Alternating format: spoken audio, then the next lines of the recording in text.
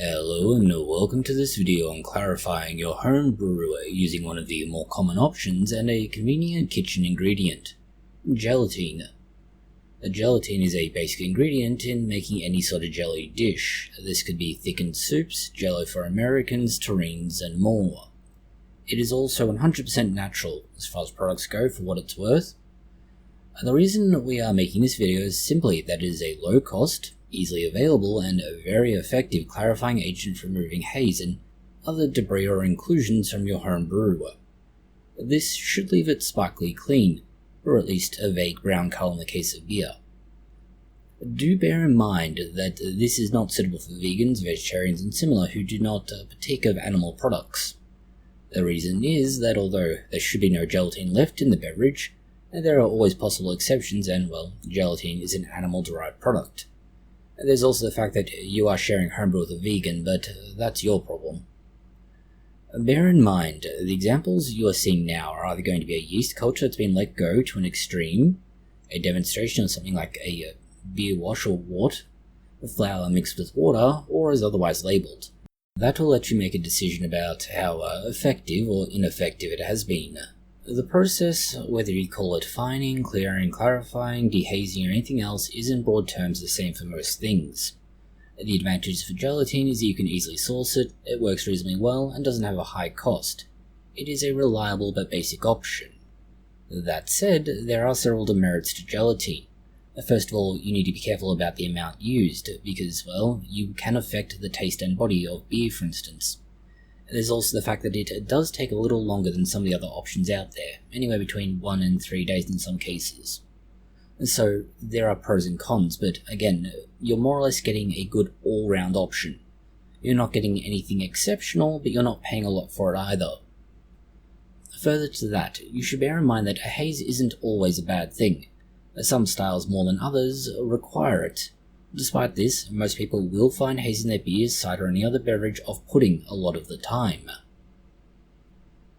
Gelatin works very similar to other similar sort of gelling products, whether it's agar, carrageenan, and similar. Fundamentally, it acts as a huge net. Admittedly, a net with some rather big holes in it, but it allows for the various particles, whether they are unfermented sugars, proteins, if you're using whole grain beer brewing practices, those bits of grain that manage to sneak through. All these get caught in that net, and gradually it sinks to the bottom, carrying them down with it, eventually, ideally, leading to there being nothing major floating around in suspension, and a nice puck or layer of gelatin at the bottom of your fermenter. This is pretty much why it's very popular. It's a nice, clean, simple finish, and it works fairly well. To use this, it's actually quite easy. If we're looking at, say, your fairly typical homebrew size of about 20 litres, this is in the ballpark of 5 gallons, you only need about a teaspoon of gelatin. And that's it. You just basically sprinkle your gelatin over the top. Okay, don't do that, but that is more or less what you're doing. You take your teaspoon of gelatin, you add it to 1 cup, which is roughly 250 millilitres of room temperature water. You then let it dissolve in that water for a time, and then give it a slight stir, just to make sure that it's mixed in thoroughly.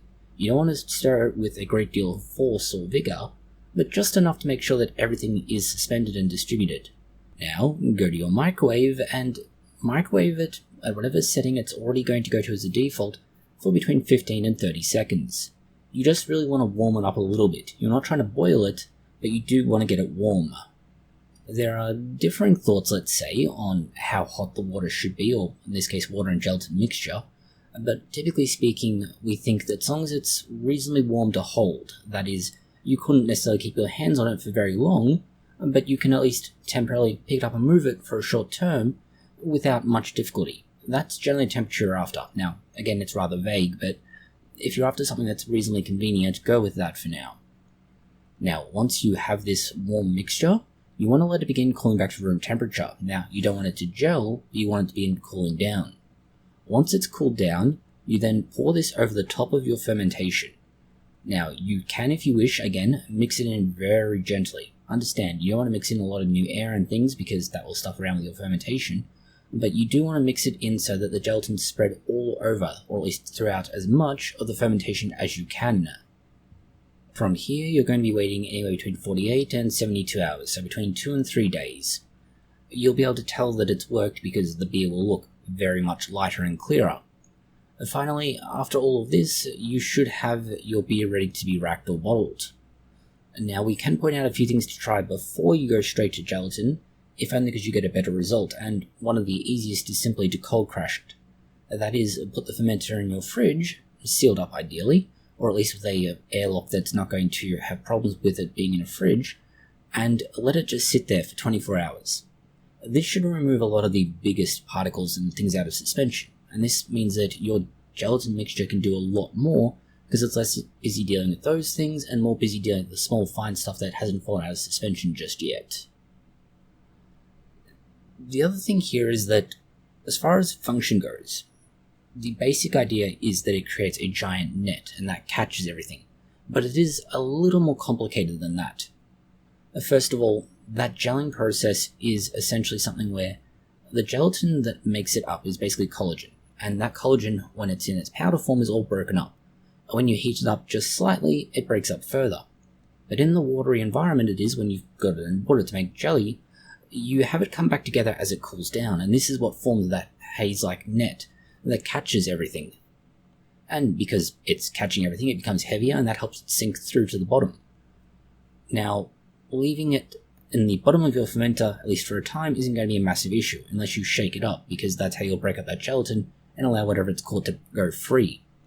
But you should be aware, as we mentioned earlier, that this is great for removing some of those particles, some of the harsher, more bitter flavors, but being too aggressive with your gelatin can have an effect on flavor and mouthfeel. And of course, you can also, if you really want to, do this with a keg as well. It's not as though you have to do it in the fermenter. You can pour this directly into a keg, but there is a catch to that. The catch isn't major, but you should be aware of it. Because of how a keg is structured and what you're doing, the first few times you use the keg to try and get beer, you're going to get effectively a messy, just plain messy beer. It won't really have the effect of clarifying it very well, and that's just because of what happens with the keg and how it gets the beer out. Now, after these first couple of servings that have done, you should find that the beer comes out almost crystal clear without any issue, but just be aware that there is a slight hiccup when it comes to doing this in a keg.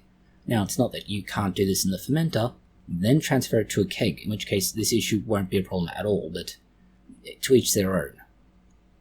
Finally, if you want a very rude surprise, flavored gelatine. This is more of a oops, that wasn't meant to happen scenario, and then something most people plan on. However, again, there are certain times where this might be useful. Might being a very operative word here.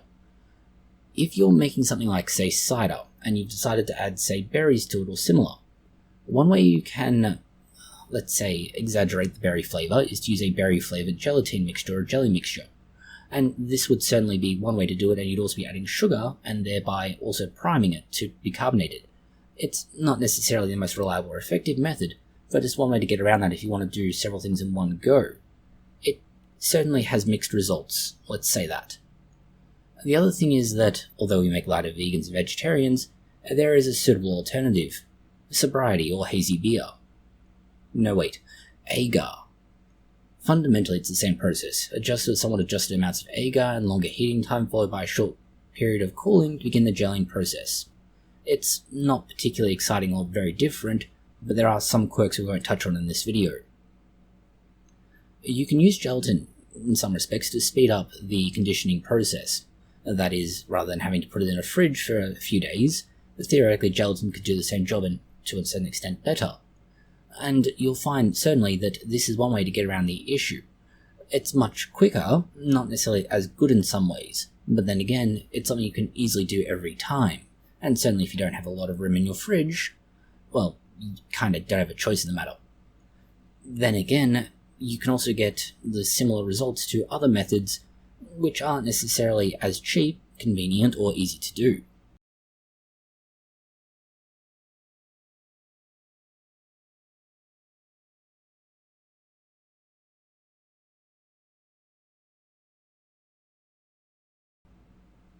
Thank you for watching this video. If you found it interesting, consider liking, sharing, and subscribing. And please do post any comments, questions, or suggestions that you have below.